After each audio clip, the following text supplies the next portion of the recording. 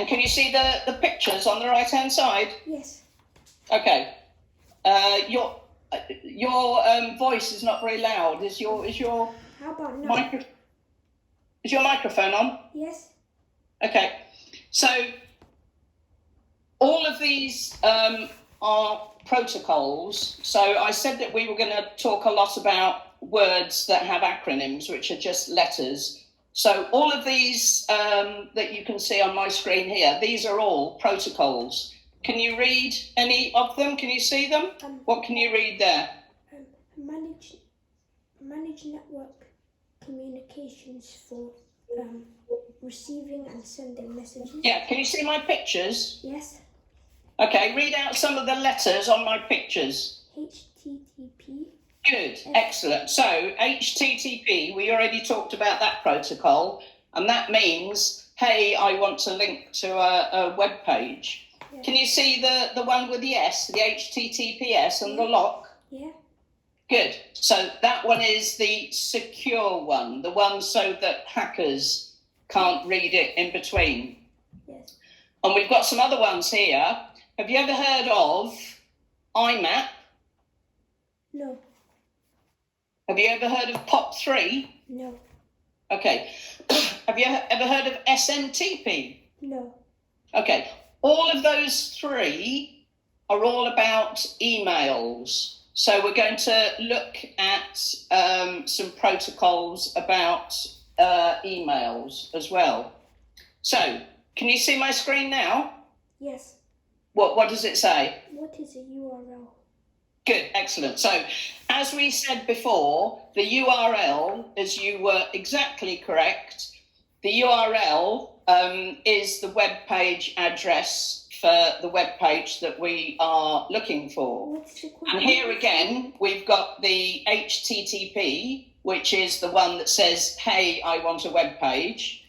And then on the right-hand side, we've got the one that says HTTPS, which says, hey, I want a web page, and I want it to be a secure web page. What was URL meaning? Here you go. Uniform. Yeah, you don't necessarily ever need to know what it stands for. Don't worry too much. And what was the So URL is a Uniform Resource Locator. And the other one, hypertext? Yep. HTTP is Hypertext Transfer Protocol. Yes. Okay.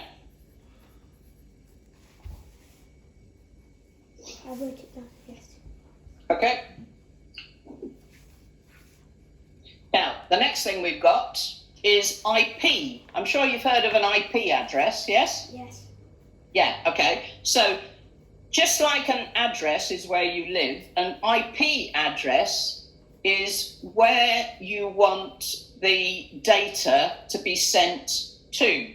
So every computer has an IP address. So if I wanted to send you information, or if you wanted to send me information, we would use this protocol, which is called Internet Protocol. I have a question. Now, this IP is also linked to something called TCP, which we'll look at in a minute. Yep. I have a question. Yep. What do you do with an IP address? So the IP address is the specific computer that you want to send the information to. Oh, sure. So, you know, if I wanted to send you a birthday card, I would write your address on the envelope, yes? Yes.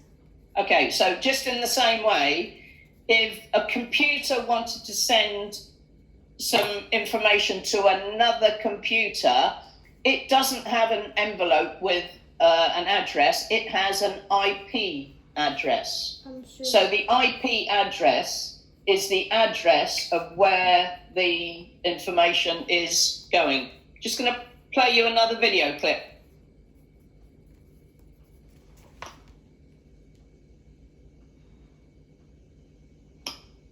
We've all sat down and sent out an email message before, But have you ever thought about how the message gets from one place to another? This is Internet Protocol Explained. Our language is very different from the language that a computer uses, so the messages that we create need to be translated from an alphabetic text into an electronic signal before they can be sent. This translation is handled in the computer by the separate modules in the communication protocol. Because these protocols, or rules of conduct, usually communicate with two or more modules, they are best described as layers in a stack of protocols. These layers are the application layer, transport layer, internet layer, the link layer, and physical layer. The messages that we send are filtered through these layers and broken down into small chunks of data called packets. We start with the application layer to create our message. One example of a protocol from the application layer that you may be familiar with is the Hypertext Transfer Protocol, or HTTP. The transport layer uses the Transmission Control Protocol, or TCP, to encapsulate the data blocks from the application layer. It then moves to the Internet layer, where the Internet Protocol, or IP, is used to deliver the packets. These packets are delivered through the link layer, which is an Ethernet cable, to the physical layer, which is the basic hardware of your computer network.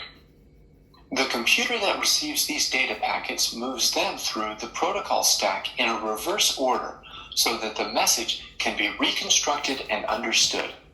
This has been Internet Protocol Explained. So Internet Protocol is used to deliver data packets. Both of them. Did you see where he said TCPIP? Yeah. I'm just going to go back on the. Hang on. Can you still see my screen? Yeah. Yeah, and Can you see my screen? Yeah. Okay.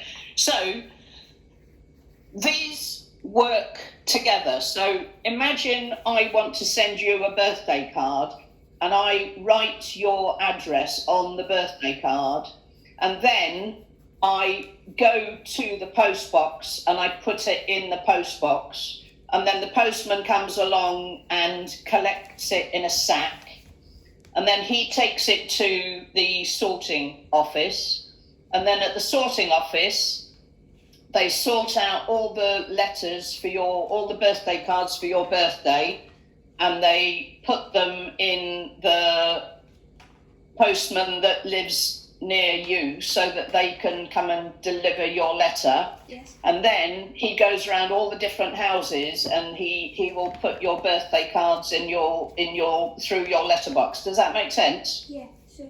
Okay, so on a computer there aren't any letters or birthday cards or postmen or post boxes or sorting offices, but what we have is the internet. Yeah. So when you want to send something, the address that you use is one of these protocols that we are talking about. So we've got the HTTP, which is a web page address. So if you want a web page on your computer, you simply click on what you want, but you will notice at the beginning of it, it says HTTP. Now, if you want to send a message to somebody, so for instance, email or something like that, you need to use a protocol that is going to send the data to somewhere else. So the protocol that you would use is, can you see on my screen where it says TCP and IP? Yes. Yeah, okay. So you would use both of these, TCP IP, which would transport your message over the internet. So the TCP one is the one that transports it, and it will go around the world in packets in the fastest possible way. Yeah. And then the IP is the address so that it knows eventually where it's going to go. So the IP is the actual address of the computer where you want the message to end up. And the TCP is the transport one that is going to make sure it transports itself across the internet. And what it does when it gets to where it's going is it puts them all back in the right order. Does that make sense? Yeah. So yeah. No, talk to me. Say what doesn't make sense. No. So Tell me what doesn't make sense. You know how you said so when it delivers, yeah. So IP is the part where it delivers, yeah. No, TCP is the transport bit. Yeah, and the IP is the address, like that. Exactly right. Yeah. So. But you need both of them because the internet needs to be used to transport it, and the IP is the actual address where you want to transport it to. Yeah. So internet code. And then when it gets where it's going, it puts all those data packets back in the right order so that the person can read them. But the thing is, you or I, we never know about these data packets. That we're talking seconds for this message to get from one place to another. No one actually tells us, oh, this was split into data packets, but actually that's how it gets to you. So the TCP bit is the transport bit, and the IP bit is the actual address. So, is that okay? Yeah. What if someone hacks your IP? That is possible, but the IP address is just simply the computer that you are working from. So if they know your IP address, they would be able to send data to you and that sort of thing. But that's why people have systems in place so that it prevents, like firewalls and things like that. Yeah. So it prevents people maybe that you don't know or don't want to actually get hold of your IP address, for instance. So you know how you said to find the IP address? You said yes. So that is how to send them a message. Yes, you can find your IP address. If on your computer you go to your settings, you will be able to find your IP address, and it will be a number. Can you see on my screen? Yeah. Can you see it says 192.168.1.100? Yeah. Yeah, so your IP address will be very similar to something like that.